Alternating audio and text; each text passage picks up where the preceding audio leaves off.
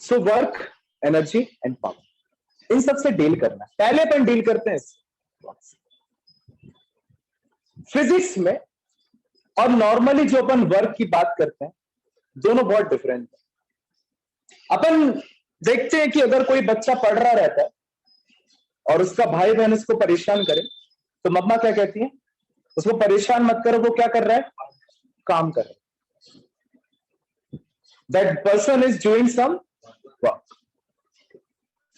In case of physics वो कुछ नहीं कर रहा, he is doing no work in case of physics. Physics में वर्क की कुछ और डेफिनेशन। फिजिक्स में वर्क क्या है? सपोज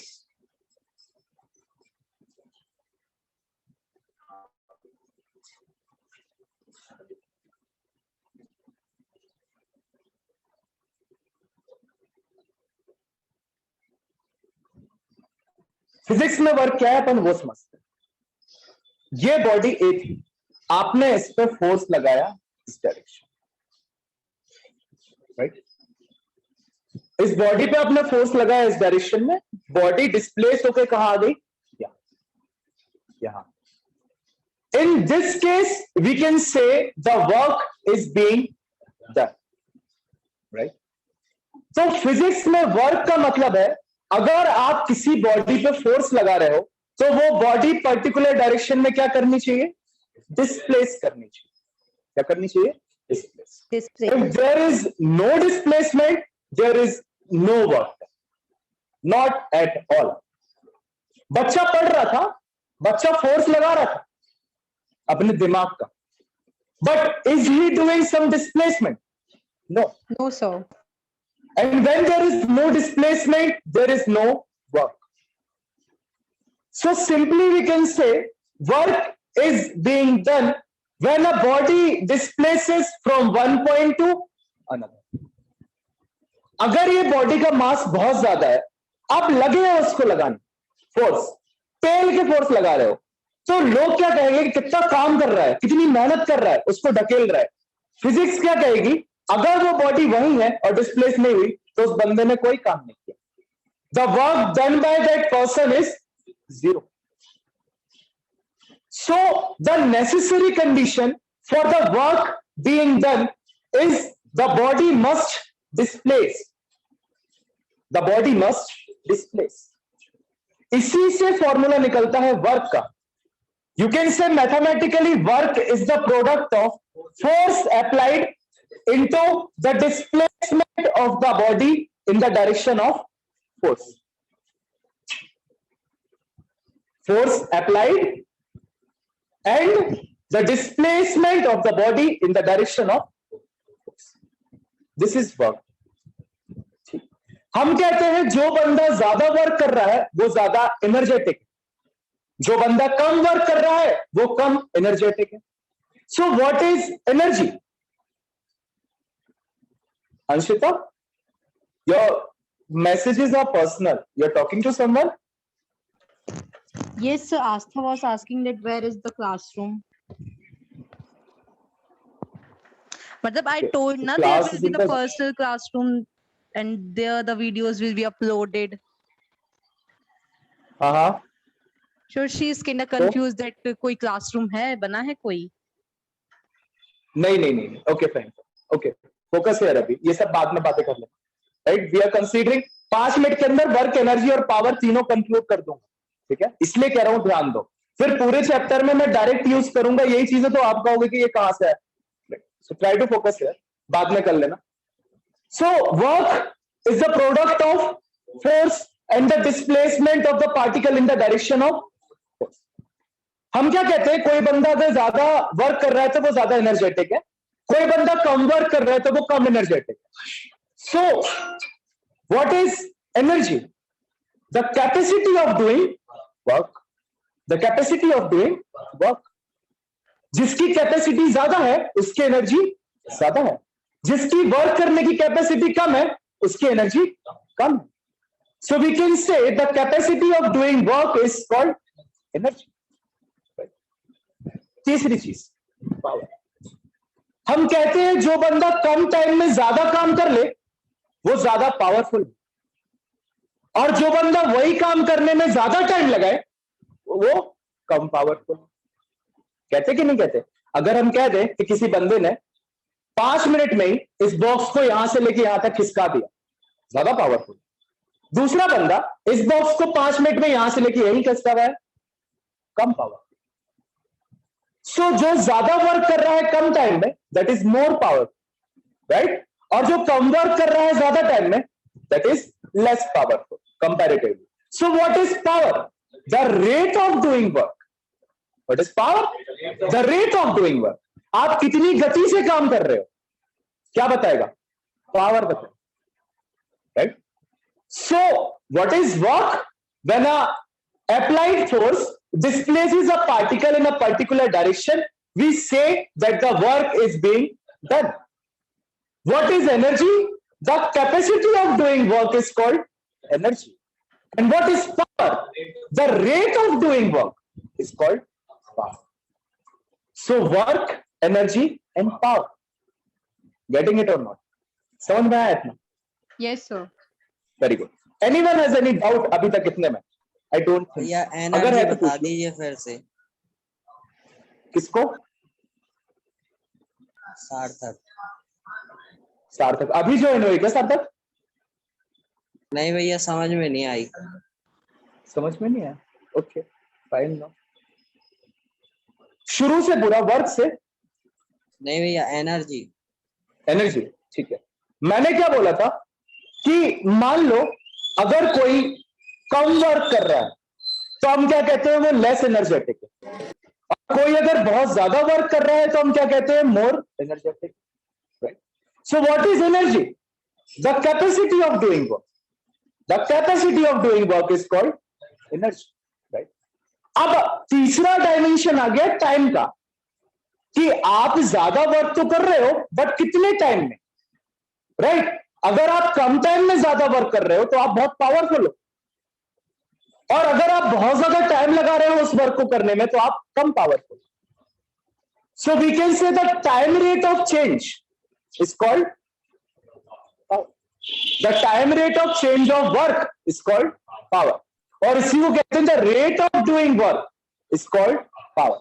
आप कितनी गति से कोई काम करते हो, क्या है वो? पावर।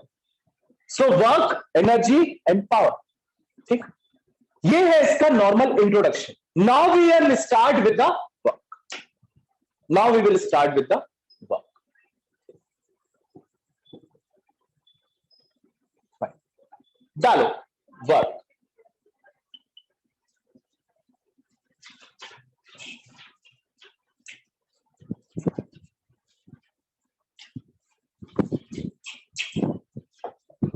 या इस चैप्टर के बाद भी छोड़ देना 10 page.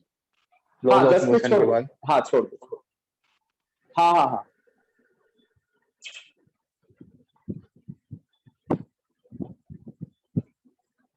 Work is said to be done. Work is said, क्या ये लिखना है? जी? Work is said to be done when a force applied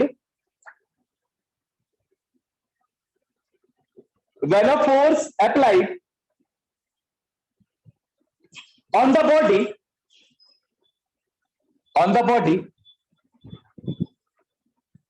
displaces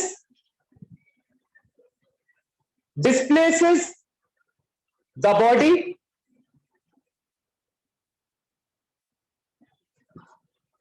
through a certain distance,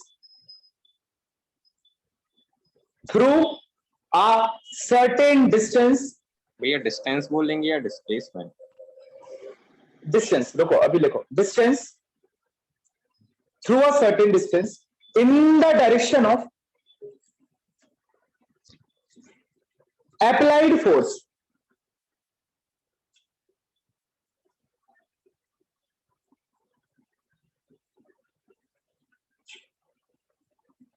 मैंने क्या बोला? डिस्प्लेसेस, ठीक? डिस्प्लेसेस बोला ना मैंने बोला कि displaces the body through a certain distance. इसका मतलब क्या हो गया?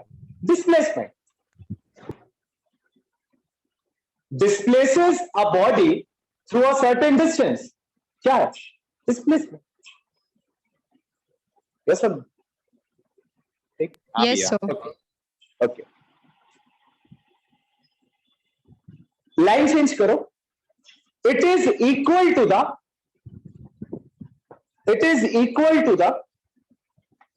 product of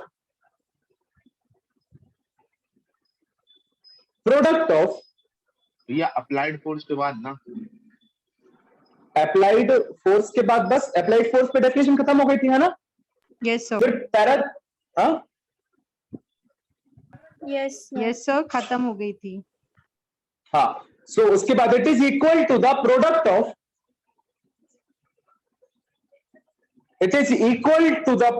of distance through which the body is displaced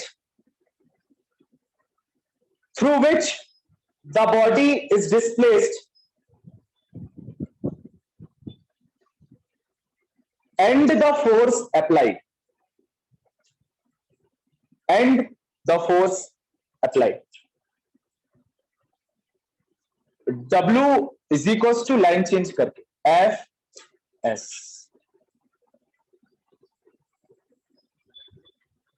चलो डायमेंशनल फॉर्मूला लिख लो उसके नीचे.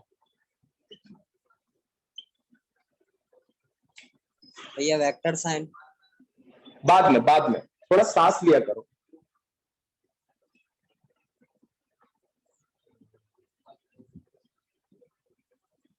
लिखो डायमेंशनल फॉर्मूला क्या है वर्क का. ml square t minus 2. ML2 T minus. ML2 T minus 2.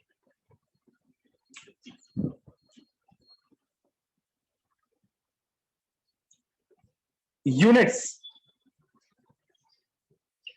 Side heading डालो. यूनिट्स पहले डील करेंगे अपन एब्सोल्यूट्स.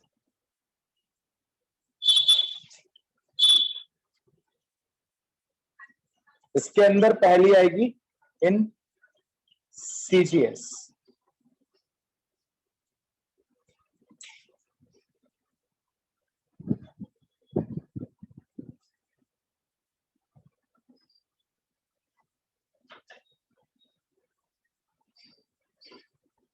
ठीक, पहले डालो यूनिट्स, उसके अंदर साइड हेडिंग डालो एब्सोल्यूट यूनिट्स, उसके अंदर साइड हेडिंग डालो इन CGS. CGS में क्या होती है यूनिट ऑफ वर्क, कोई बताएगा? अर्क.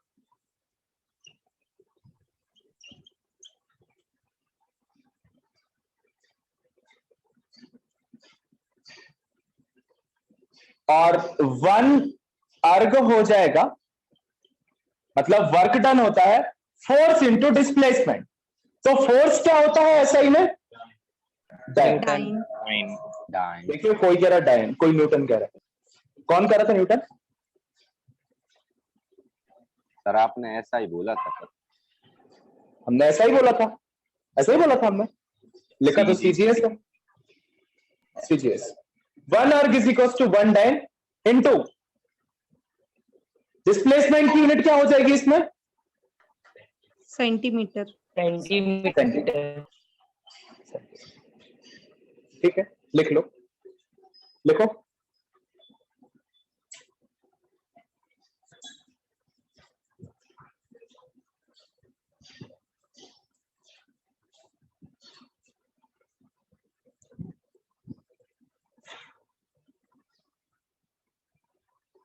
अब 1 अर्ग की डेफिनेशन बताएगा कौन? सूर्य. डिफाइन 1 अर्ग.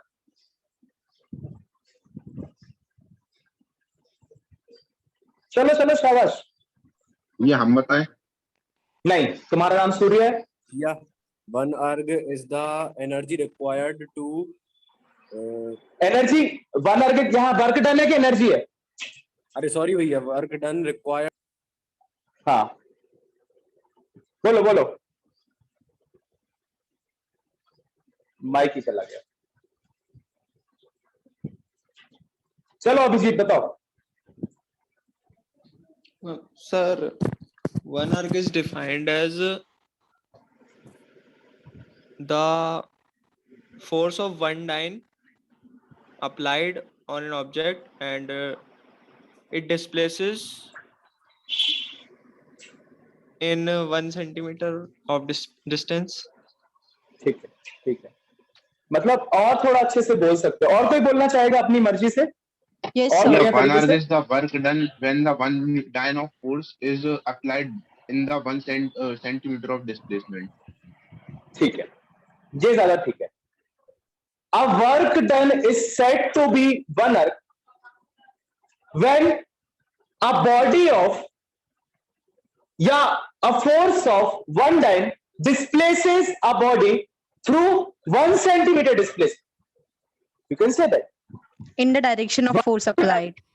हाँ, in the direction of force applied. या फिर अपन फोर्स की बात करें तो कह सकते हैं in its own direction. In its own direction. Or you can say in the direction of force applied. One arc कौन सा वर्क डन है? जब एक डायन का फोर्स 1 सेंटीमीटर से डिस्प्लेस कर रहा है किसी बॉडी, किस डायरेक्शन में? फोर्स अप्लाइड की डायरेक्शन। तो जो वर्क डन हुआ वो कितना होगा? One arc. आप ये सब सीख लो, पूरे 11th और पूरे 12th में ये डिफाइन करनी है आपको यूनिट्स। 1 एम्पियर, 1 टेस्ला, ये सब 12th में आएंगे, अभी तो छोटी छोटी है। लिखो, work done is said to be one arc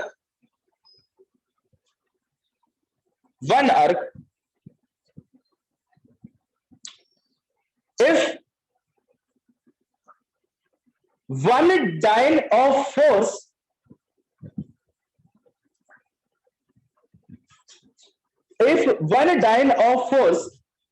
displaces a body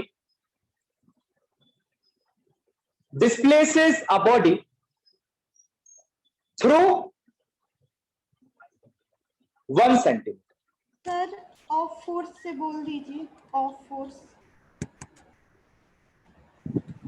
One dyne of force displaces a body through 1 centimeter in its own direction.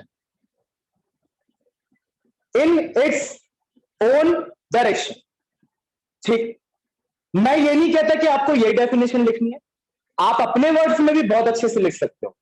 जैसे सम गर्ल्स सेड कि in the direction of force applied, of course you can write. No compulsion है कि आपको इसमें लिखनी। जैसे आपने exam में, okay Anshita, sorry, yes sir. So fine, what I am trying to say, आपने पॉलीगॉन लॉ की बहुत सारी डेफिनेशन लिखी है अलग अलग बच्चों में, मैंने सबको मार्क्स दिए। तो ये नहीं है मतलब कि जिन वर्ड में मैंने लिखवाई आप उन्हीं वर्ड में लिखो। ठीक, चलो नेक्स्ट, सेकंड, इन एसआई, ये तो आप खुद कर लोगे। एसआई में क्या होती है यूनिट? न्यूटन। जूल। देखिए न्यूटन, कौन सा न्यूटन? भैया मैं तो डाइन के चक्कर में न्यूटन बोल दिया। डाइन की ऐसी कैसी? क्या 1 joule is equals to 1 newton into 1 metre. 1 metre. लिख लो डेफिनेशन 1 जूल की। चलो सेम वैसे ही लिखना, जहां डायन है वहां न्यूटन कर देना, जहां सेंटीमीटर है वहां मीटर कर देना, जहां अर्ग है वहां पे जूल कर देना।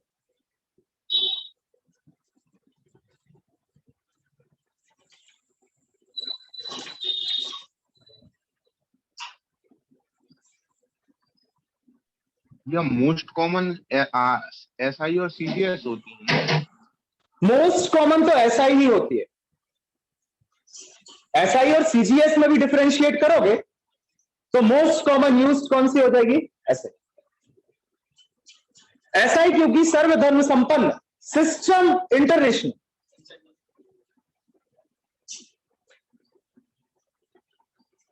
लिख ली होगी अब तक तो, लिख लो। ठीक है, एसआई के बाद अब एब्सोल्यूट यूनिट लिखा था ना स्टार बना के, अब कौन सी आएंगी? ग्रेविटेशनल। इसमें भी पहले इन सीजीएस।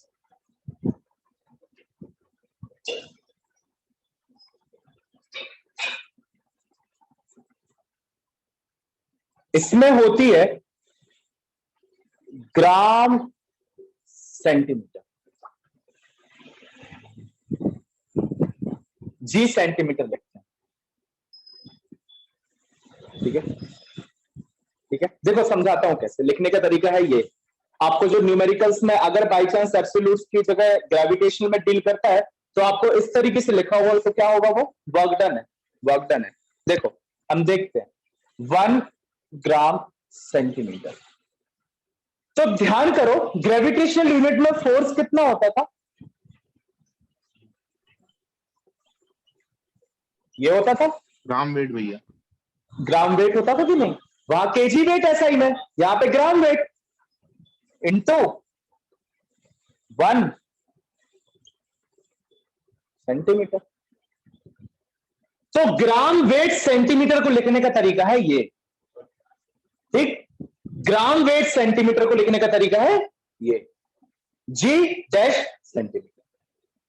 ठीक, अब डिफाइन करने की जरूरत नहीं है, आप सीधा लिख सकते हो work is said to be 1 gram weight when a force of 1 gram weight displaces a body through 1 centimetre. तो डिफाइन करने की कोई जरूरत है नहीं।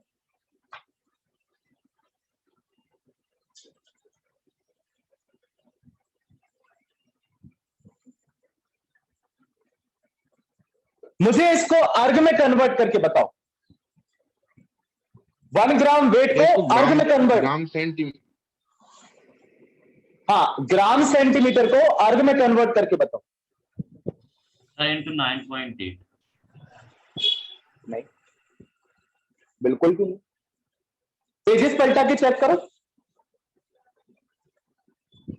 मैं कह रहा हूं 1 ग्राम सेंटीमीटर को किसमें कन्वर्ट करना है, डाइन, सॉरी अर्ग में, अर्ग में। देखो अर्ग में करने के लिए सेंटीमीटर तो ज्यों का त्यों रहेगा, इसको कन्वर्ट कर दो डाइन में, तो डाइन इंटू सेंटीमीटर क्या हो जाएगा, अर्ग। तो इसको अगर चेंज करोगे किसमें, डाइन में, तो 1 ग्राम वेट में कितना डाइन होता है, 980। तो ये कितना हो जाएगा, 980 अर्ग। अर्ग।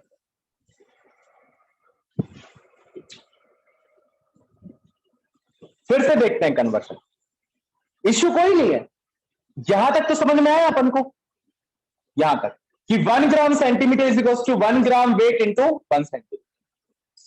अब अपने पेजेस पर तो जहां अपन ने ग्रेविटेशनल यूनिट्स लिखी है वहां पे अपन ने निकाला है कि 1 ग्राम वेट में 980 डाइन होते हैं, 980 डाइन होते हैं, आप चेक कर लो। तो मैंने 1 ग्राम वेट की जगह 980 डाइन लिख दिया। अब 980 डाइन इंटू 1 सेंटीमीटर, तो 980 डाइन सेंटीमीटर, और डाइन सेंटीमीटर को क्या कहते हैं, अर्ग, अर्ग कहते हैं। Direct conversion.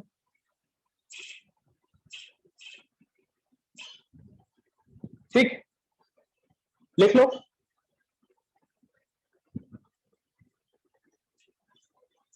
एसआई वाला ऐसे कर लोगे,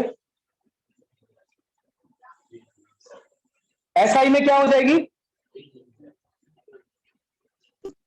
KG kg metre. Kg wait.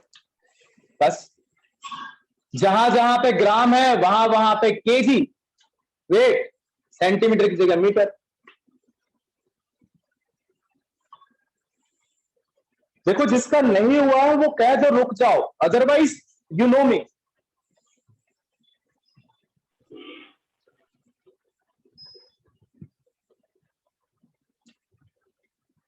ये हो जाएगा 1 केजी मीटर, और यहां पे हो जाएगा केजी, यहां पे हो जाएगा मीटर। चलो कन्वर्ट करके बताओ, चलो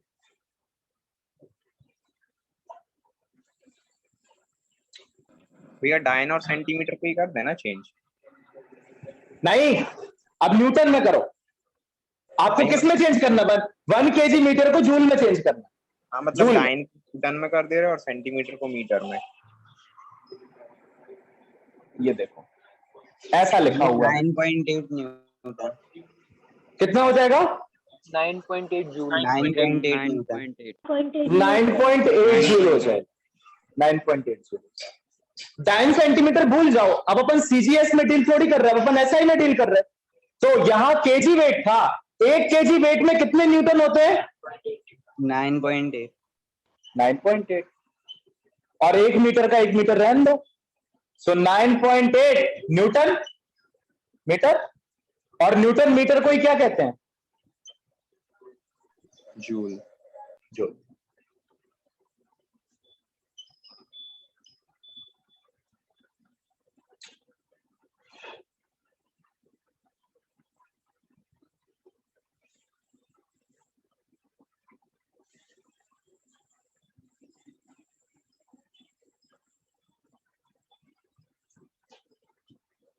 काय को फालतू में डाइन और सेंटीमीटर को चेंज करना, ज्यादा हो जाएगा। फिर डाइन से चेंज करोगे तो 10 पावर 5 लोगे, वहां से करोगे तो फालतू की नौटंकी, फिर उसको सॉल्व करोगे तो आना 9.8। डायरेक्ट आपको केजी वेट और मीटर दिया है, केजी वेट से किसमें करो? न्यूटन में। मीटर का मीटर रहने दो, बिकॉज आपको ये डायरेक्ट कन्वर्जन पता है ना। हाँ भैया। ठीक है, हो गई? सबका हो गया? यस और no? Yes, sir. Weight weight बोल रही है। Okay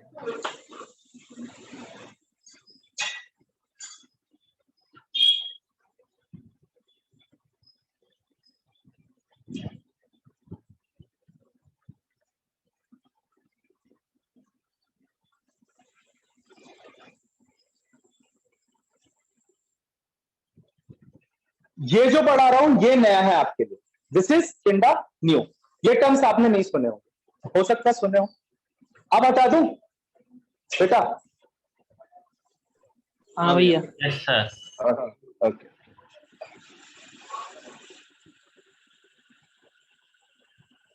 some more units. First, electron volt. 1 EV होता है 1.6 into 10 power minus 19 जूल। ठीक, इसकी डेफिनेशन भी पढ़ेंगे अपन। जो ये चारों यूनिट्स लिखवा रहा हूं, ये पर्टिकुलर चैप्टर्स में इन चारों को डिफाइन भी किया गया। Just don't wait, we will इस स्टडी अबाउट। चैप्टर में तो ये कैसे रिलेटेड है? ये चैप्टर में ये कैसे रिलेटेड है? Because this is electron volt is a unit of energy बेटा, राइट? सो आपको एक जगह कहीं पे अगर सारी यूनिट्स मिल जाए और मान लो इसी चैप्टर में आपसे कन्वर्जन पूछ लिया, क्वेश्चन दिया हुआ है किसमें? इलेक्ट्रॉन वोल्ट में, और आपसे पूछेगा आप जूल में निकालो आंसर, तो आपको पता होना चाहिए ना।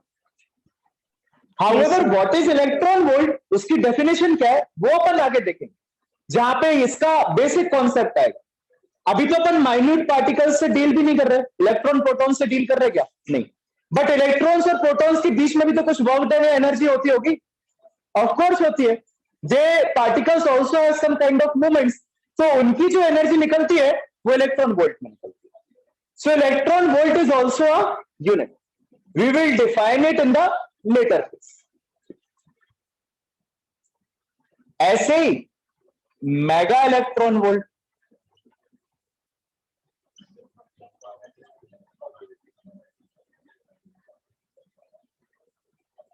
MEV, ये आपको मिलेगा class 12 nuclear physics, MEV।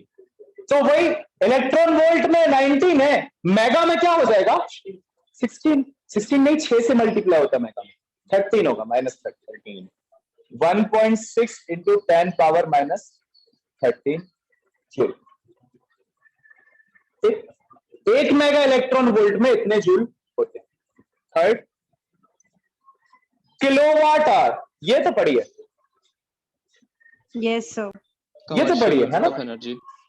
Very good, commercial unit of energy. So we can say 1 kWh, बताओ अगर पढ़ी है तो। 3.6 into 10 to the power 6 joule meter Very good. per second. Newton पर सेकंड नहीं, न्यूटन मीटर। Meter. जूल, एक kilowatt hour. और चौथी ये भी सुनिए, Yes. भैया जूल पर सेकंड नहीं होगा।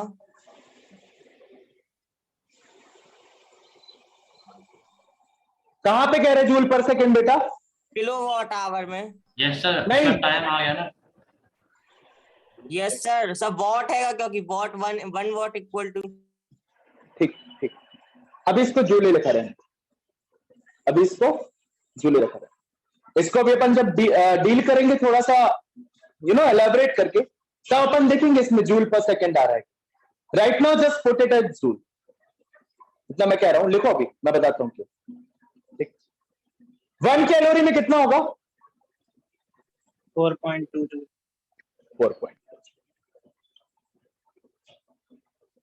4.2। ये सब वर्क की है ना? हाँ ये सब वर्क की। भैया ये सारी यूनिट याद करनी पड़ेगी ना? हाँ ये सारी यूनिट याद करनी पड़ेगी। देखो बेटा, आप किलोवाट आवर की बात कर रहे हो, तो watt hour, watt is the power, power की होती है क्या? वर्क डन अपॉन टाइम, और ऑलरेडी मल्टीप्लाई में क्या है? टाइम। टाइम से टाइम कैंसिल होगा तो क्या बचेगा? वर्क की यूनिट क्या होती है? जूल। ठीक है, मैंने कुछ गलत किया? नहीं। नहीं भैया। लिख लो चार।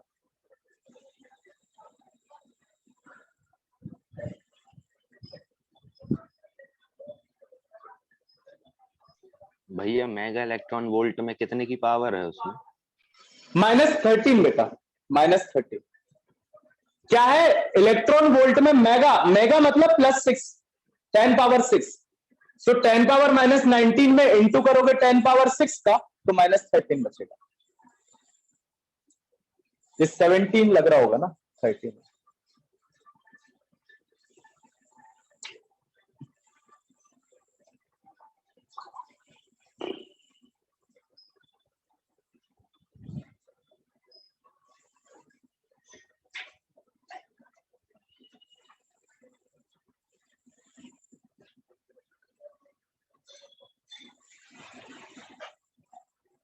Done, sir. Done? Okay. Sir wait. Okay, wait.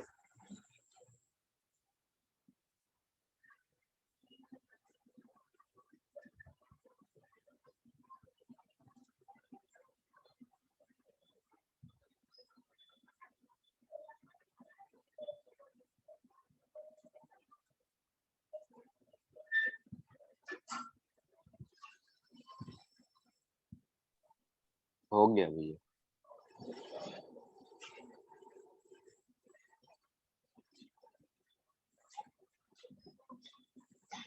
Heading डालो, work done by a constant force.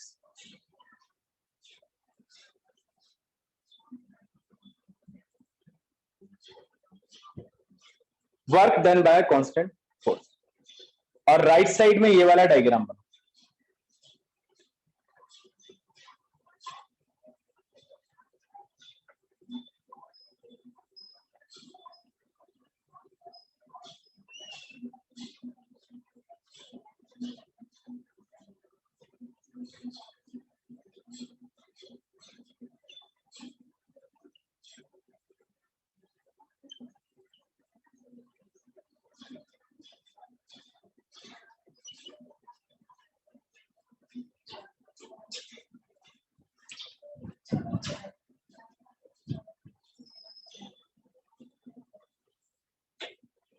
या फिर ग्राउंड से फोर्स नहीं लगाते अपन, थोड़ा सा ऊपर से लगाते हैं फोर्स, फ्रिक्शनल थोड़ी है।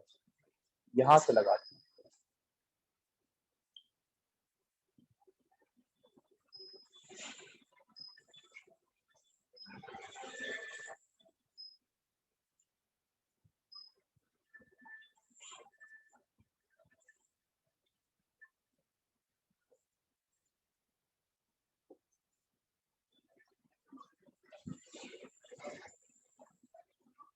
समझते हैं?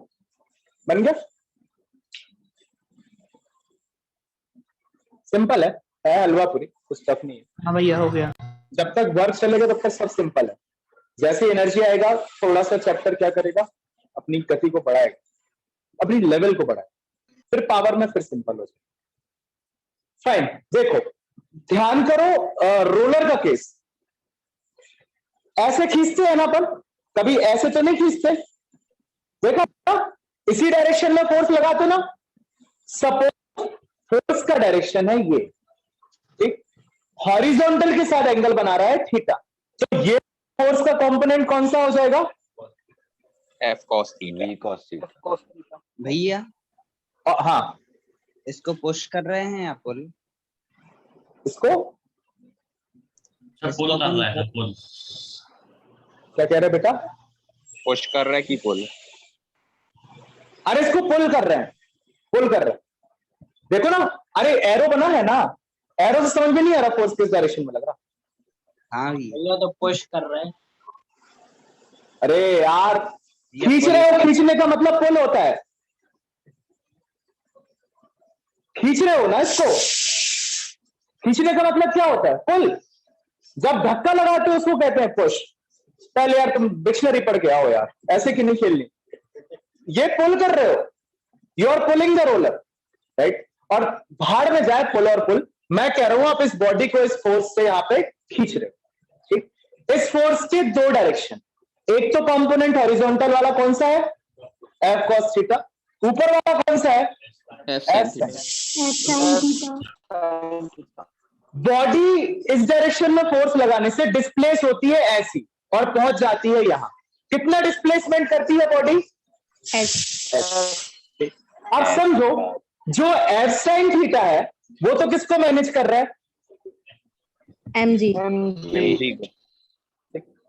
क्योंकि वर्टिकल डायरेक्शन में तो बॉडी का कोई मूवमेंट नहीं है। नहीं है। बॉडी का मूवमेंट वर्टिकल डायरेक्शन में तो है नहीं। बॉडी कैसी मूव कर रही है? हॉरिजॉन्टल। कितना डिस्प्लेसमेंट कर रही है? S.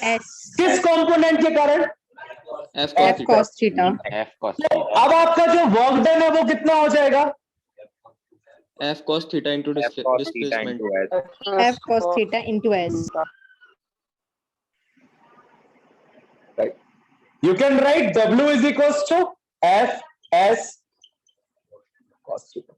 You can write W is equals to Cos theta Fs.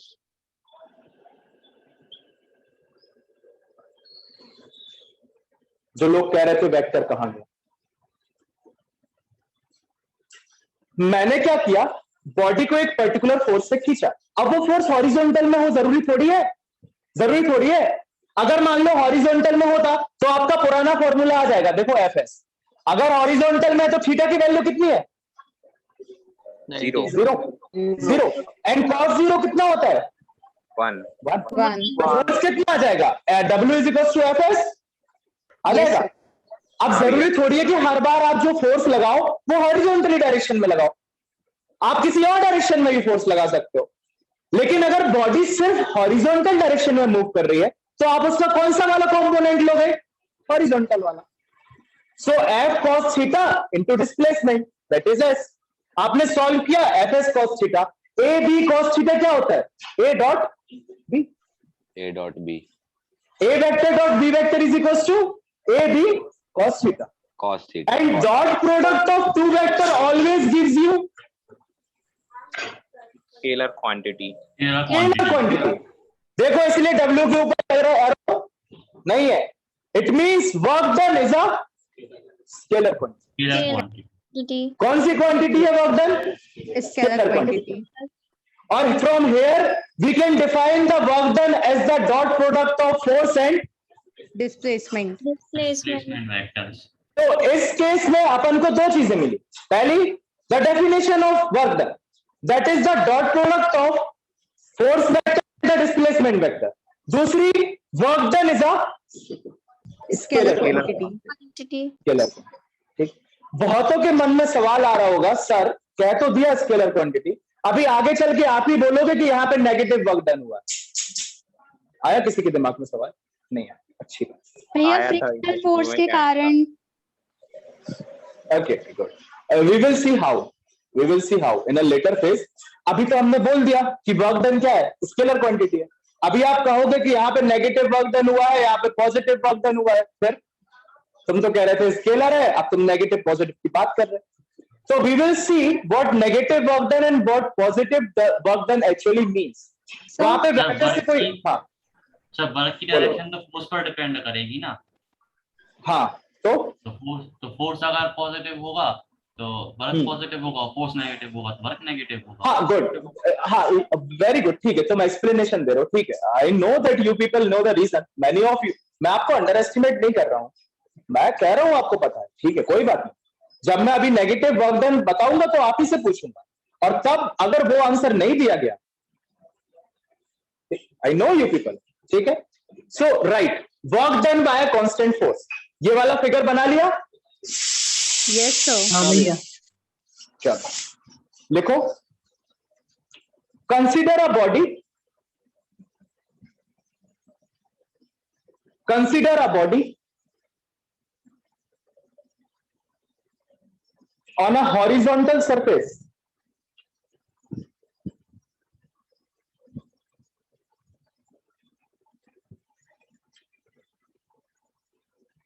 on a horizontal surface, full stop.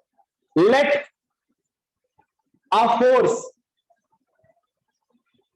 let a force capital F के ऊपर vector, let a force F vector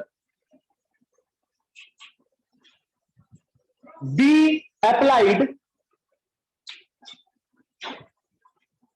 sir फिर से repeat करिए। let the force capital F vector be applied such that ये consideration सीख लो, आप लोगों ने एक भी डेरिवेशन में कंसीडरेशन नहीं लिखा है। such that the direction of force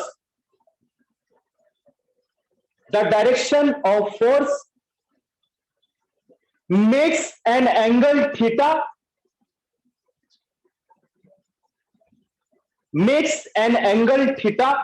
with the horizontal,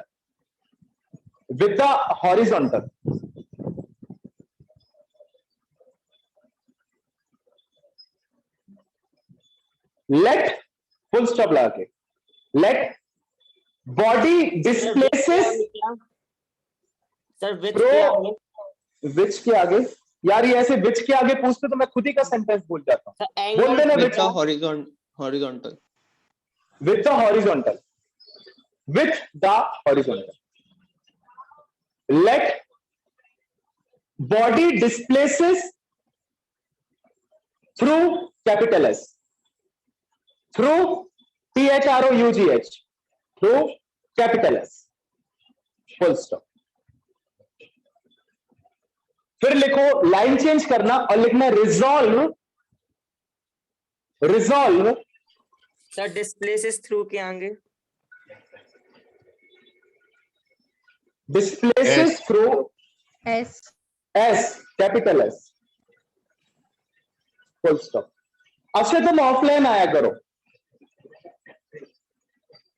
you should come offline, network issue होता है यार, क्या कर सकते, मेरा नहीं हो रहा। Okay, resolve F, capital F और उसके ऊपर vector, resolve F into two components, line change करके लिखनी है लाइन, इनटू टू कंपोनेंट्स, ब्रैक ये ऐसे दो डॉट लगाओ और नीचे लिखो F sine theta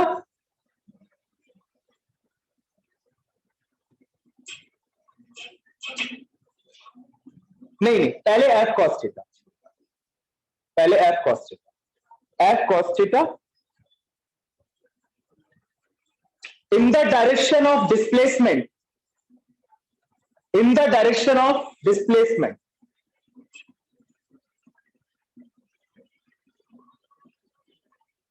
line change करना, F sin theta perpendicular to the direction of displacement.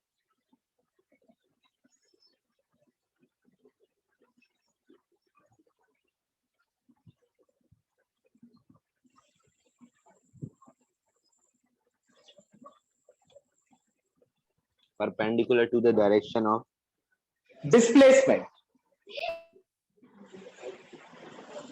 No sir, F sin theta था.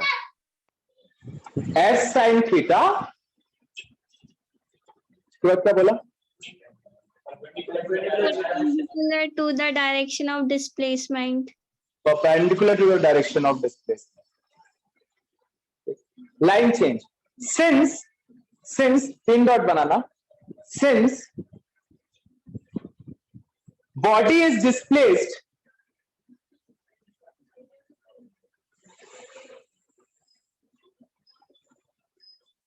in the direction of sir एक बार स्टार्टिंग से बोल दीजिए. okay, since body is displaced in the direction of F cos theta,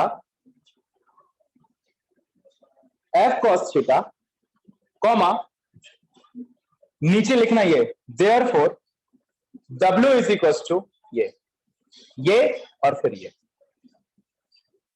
तीनों step.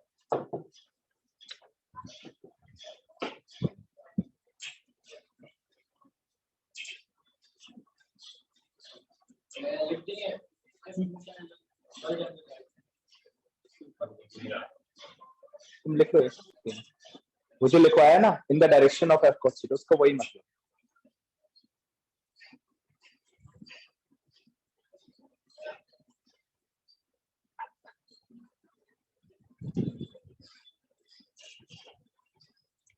इससे हमने दो conclusions निकाले इससे, पहला और दूसरा. पहला क्या निकाला? Work is a scalar quantity. लिख लो, work is a scalar quantity.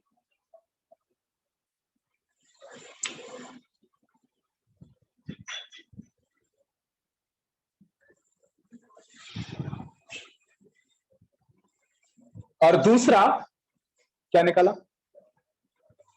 Definition of work. Definition निकालो. देखो दूसरा, work is defined as the scalar product of work. Dot product होगा सर. अरे डॉट प्रोडक्ट को ही work is defined as the dot product of, लिख लो dot product of, वही डॉट है वही स्केलर है, और दूसरा क्या है? क्रॉस है, वही वेक्टर है. Yes sir. Yes, sir. Is a dot और ब्रैकेट में स्केलर या जो आपका मन हो, product of force and displacement.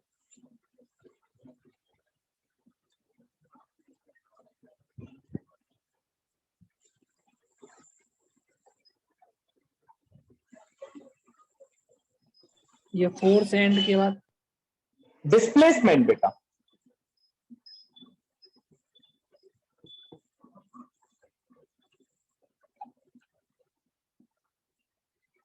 in terms of rectangular components.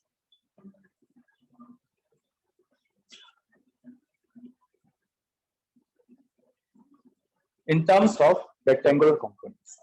ये 2-3 बार रेक्टेंगुलर कंपोनेंट्स कराऊंगा, उसके बाद जर्नलाइज हो जाएगा. आपको अपने आप समझ में आ जाएगा कि कैसे रेक्टेंगुलर कंपोनेंट्स में तोड़ना है चीजों.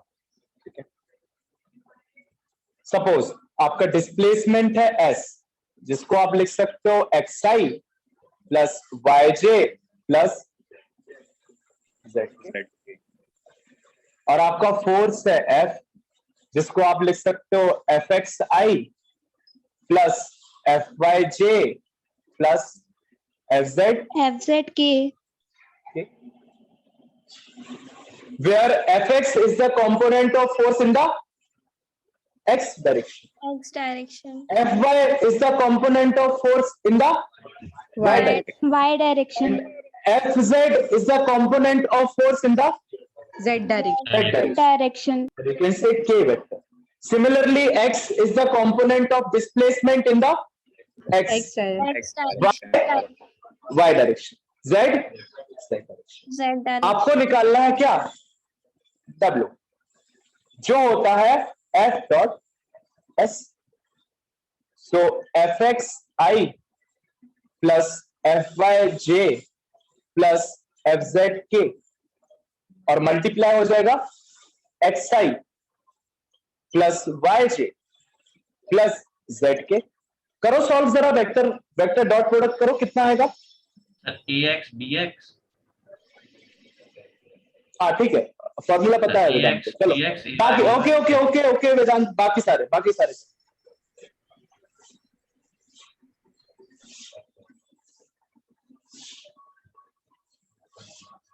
अगर आप तोड़ के करना चाहो तोड़ के कर लो, अदरवाइज आपको डायरेक्ट फॉर्मूला लिखवाया है मैंने। मैट्रिक्स मेथड लिखवाई थी भैया।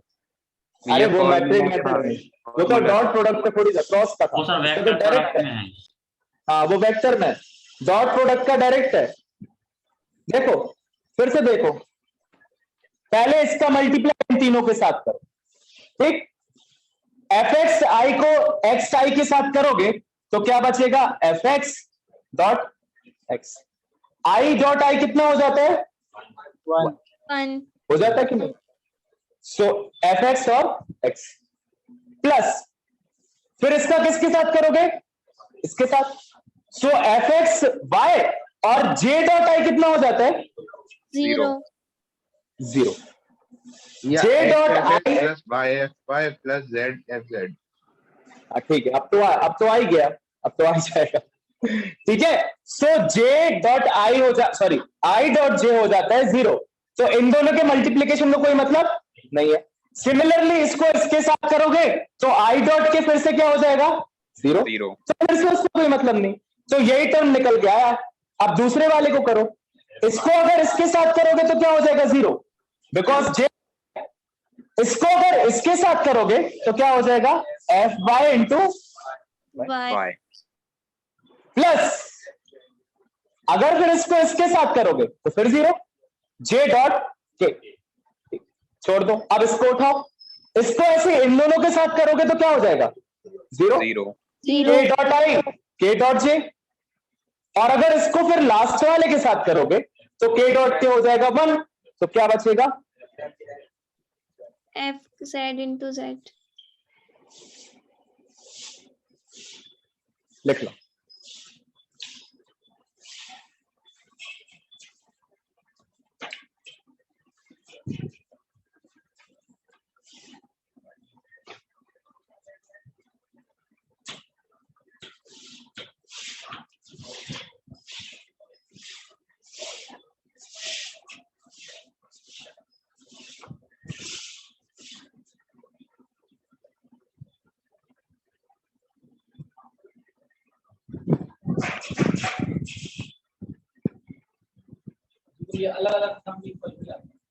हाँ ये मतलब अगर आप डॉट प्रोडक्ट कर रहे हो ना तो सीधा सीधा फॉर्मूला है इसका, ax i plus ay j plus az k है और bx i plus by j plus bz k है।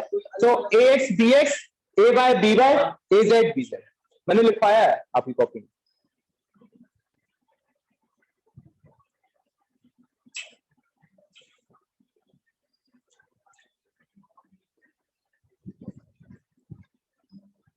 क्वेश्चन लिखो।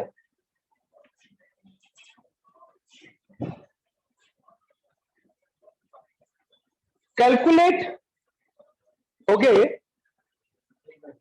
Yes, एक sir. मिनट भैया। ओके कर लो कर।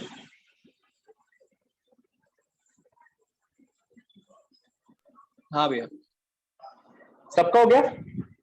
Calculate the work done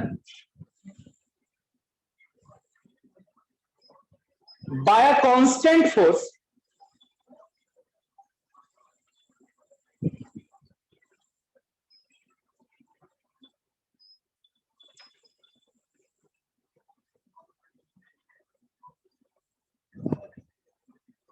calculate the work done के बाद भैया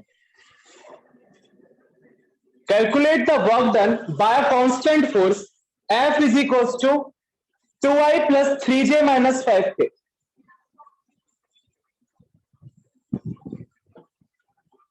न्यूटन।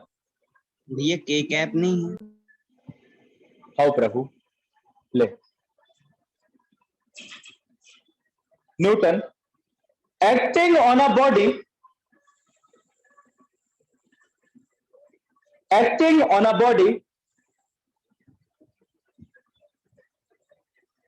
producing a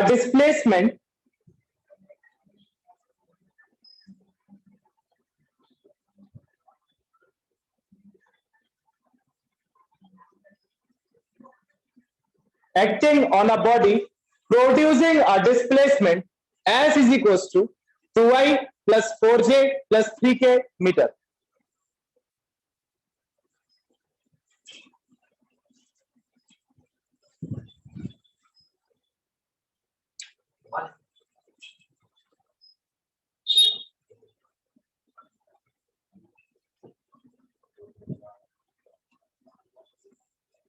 भैया 1 जूल। Sir 1 joule. नहीं, एक नहीं आ रहा। अगली बार अगर एक लिख के आओगे तो मैं 0 मार्क्स दूंगा। 1 जूल आ रहा भैया 1 जूल। ये 1 जूल नहीं आया। तुम्हारा -1 आया। Sir 1 joule. 1 जूल।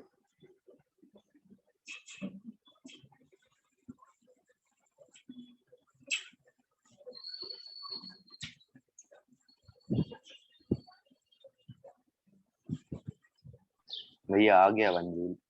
आ गया। चलो, सबका आ गया या किसी का नहीं आया तो सॉल्व करा दो। आ गया भैया। आ गया भैया। Yes, sir. सबका आ गया होगा, है ना?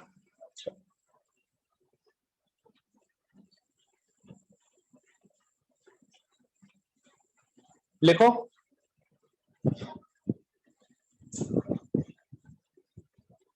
Nature of work done positive 0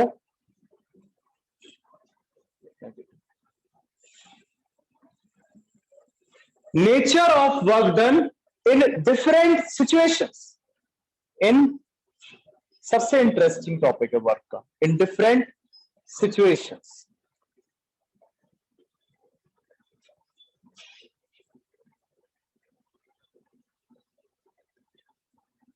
ठीक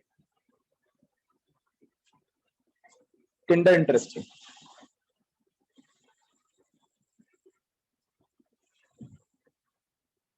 डाल लिया डे सबने अब देखते हैं कि पॉजिटिव वर्क डन क्या होता है, जीरो वर्क डन क्या होता है और नेगेटिव वर्क डन। ठीक, नाउ लेट्स सी। मैंने कहा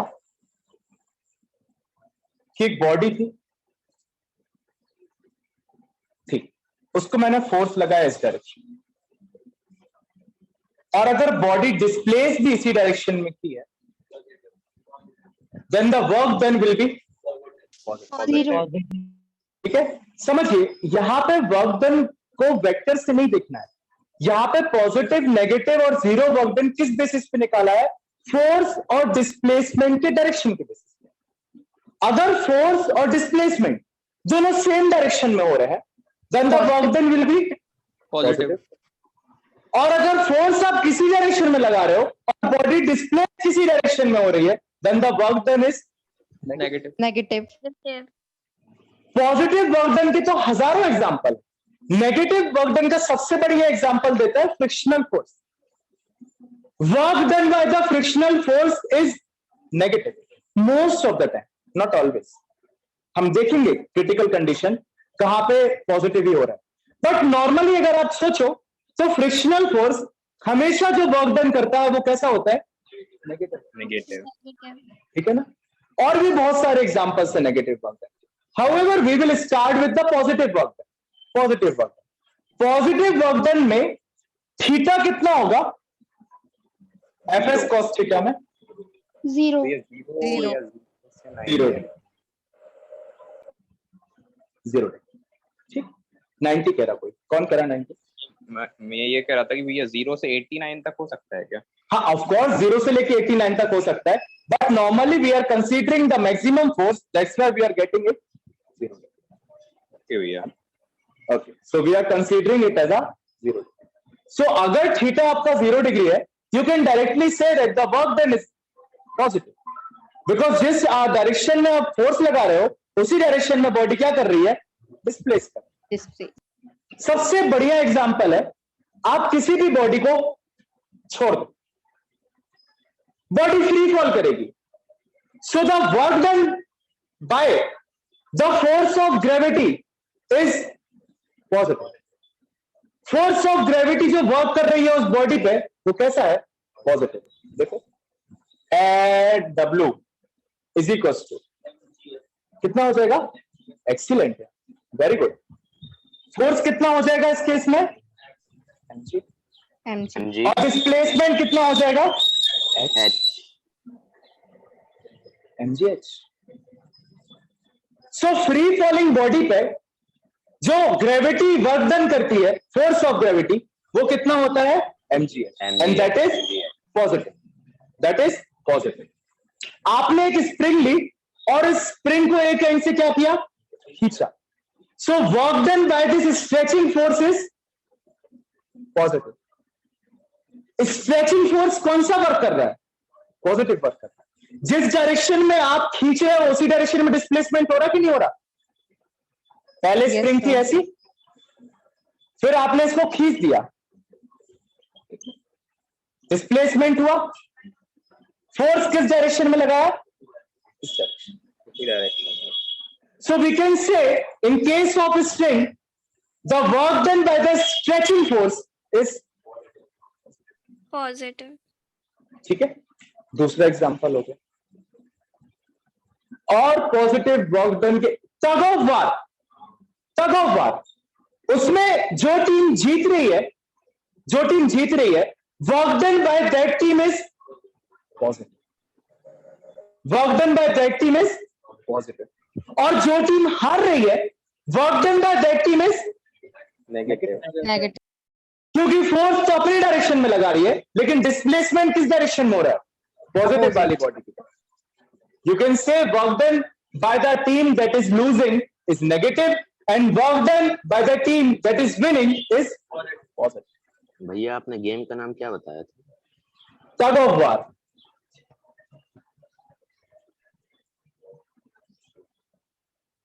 अभी सारे एग्जांपल्स लिखवा दूंगा just don't worry tug of war और नेगेटिव का एक और केस देखो नेगेटिव वाले का मैंने कहा कि मैं इस पेन को ग्रेविटी के अगेंस्ट ले गया ऊपर ग्रेविटी के अगेंस्ट ले गया ऊपर इस कंडीशन में the work done by the force of gravity क्या होगा negative negative force of gravity जो वर्क करेगी वो क्या होगा नेगेटिव नेगेटिव चलो हाथ ने जो वर्क फोर्स किया या मेरे हाथ ने जो वर्क किया वो क्या है वो पॉजिटिव है क्योंकि जिस डायरेक्शन में मैं फोर्स लगा रहा हूं उसी डायरेक्शन में क्या हो रहा है displacement displacement but force of gravity negative वो किस डायरेक्शन में फोर्स लगा रही है mg नीचे की तरफ और पार्टिकल डिस्प्लेस कहां हो रहा है ऊपर की तरफ displacement is opposite to the direction of force Force.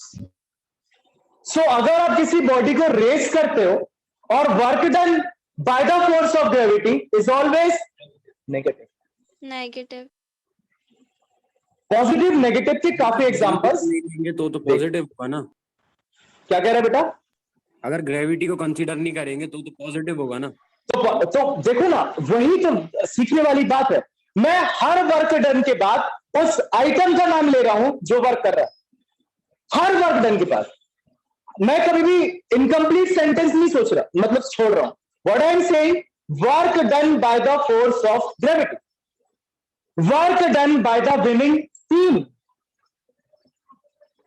सुन रहे हो कि नहीं सुन रहे work done by the stretching force तो मैं बता रहा हूं कौन सा बंदा वर्क कर रहा है समझ रहे हो तो अगर मैं ग्रेविटी तो इट इज इन नीचे के डायरेक्शन में एंड डिस्प्लेसमेंट इज इन ऊपर के direction. Work done is getting my point. अब मैं कहूं कि मैंने एक सूटकेस लिया और सर पे रख लिया, ठीक, और मैं चल रहा हूं हॉरिजॉन्टल डायरेक्शन, ठीक, इस केस में वर्क डन क्या होगा?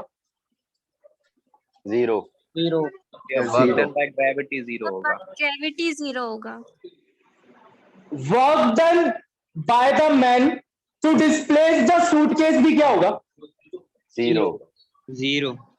जीरो। समझ रहे हो? क्योंकि आपने फोर्स कहां लगाया? ऊपर के डायरेक्शन। आपका डिस्प्लेसमेंट किस डायरेक्शन में हो रहा है?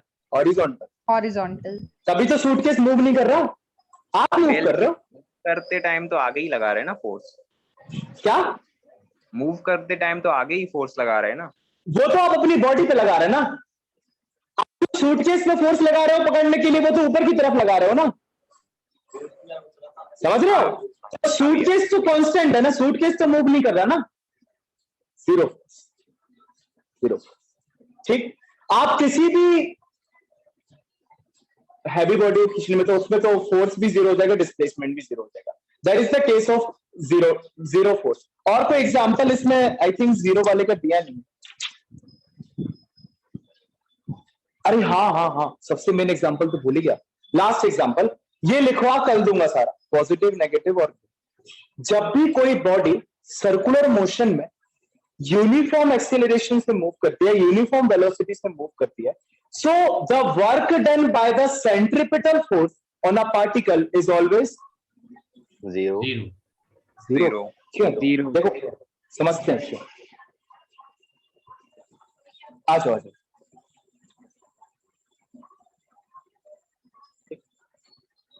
किसी भी पॉइंट पे पार्टिकल को कंसीडर करो, उसका डिस्प्लेसमेंट का डायरेक्शन क्या होगा? टेंजेंशियल। और उसके सेंट्रिपिटल फोर्स का डायरेक्शन क्या होगा? Towards the centre. कहीं पे भी कंसीडर, यहां पे कंसीडर कर लो पार्टिकल। ये again displacement,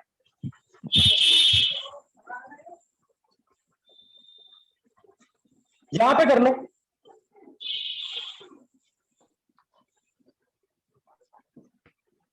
So work done by the centripetal force on a particle moving in a uniform speed in a circular motion is always zero. ये एग्जांपल भूल गया था, तो अभी बुक में देखा तो sir uniform So these are velocity the- uniform acceleration. क्या कह रहे बेटा? यूनिफॉर्म वेलोसिटी की uniform acceleration. Uniform speed,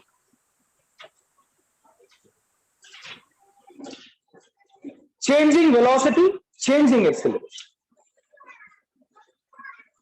yes sir. भैया ये सेंट्रीफ्यूगल के लिए होगा क्या? क्या कह रहे बेटा? मतलब ये जो केस है वो सेंट्रीफ्यूगल के लिए हो सकता है। आवाज कट रही, कोई और बताओ क्या कह रहा है? भैया कि ये केस सेंट्रीफ्यूगल के लिए होगा। ये हाँ सेंट्रिपिटल फोर्स के लिए होगा। सेंट्रीफ्यूगल। Centrifugal force. सेंट्रीफ्यूगल के भी होगा। Centripetal is always equal and opposite to centrifugal. जिस डायरेक्शन में सेंट्रिपिटल है उसी के अपोजिट डायरेक्शन में क्या सेंट्रीफ्यूगल है। तो दोनों इक्वल एंड अपोजिट फोर्सेस है ना, तो ऑफ कोर्स 90 डिग्री बनाएंगे ना किसी भी direction. So these are all the examples of positive work done, negative work done, zero work done. Positive के केस में थीटा कितना रहेगा? जीरो। जीरो। और जीरो वर्क डन के केस में थीटा कितना रहेगा? 90। नेगेटिव वर्क डन के केस में थीटा कितना रहेगा? More than 90। 180। ठीक है। This is all about the nature of work done in different situations, positive, negative and zero work. इसको अपन अच्छे से लिखेंगे, सबके 3-3 एग्जांपल्स लिखवा देंगे। ठीक है। Right now wait, okay 39, 4, 5. Sir, there were 42 in the starting. There were 42 in the starting. Who left? Sir, don't know. कौन छोड़ा? You don't know. Let me see and let me, confirm their parents.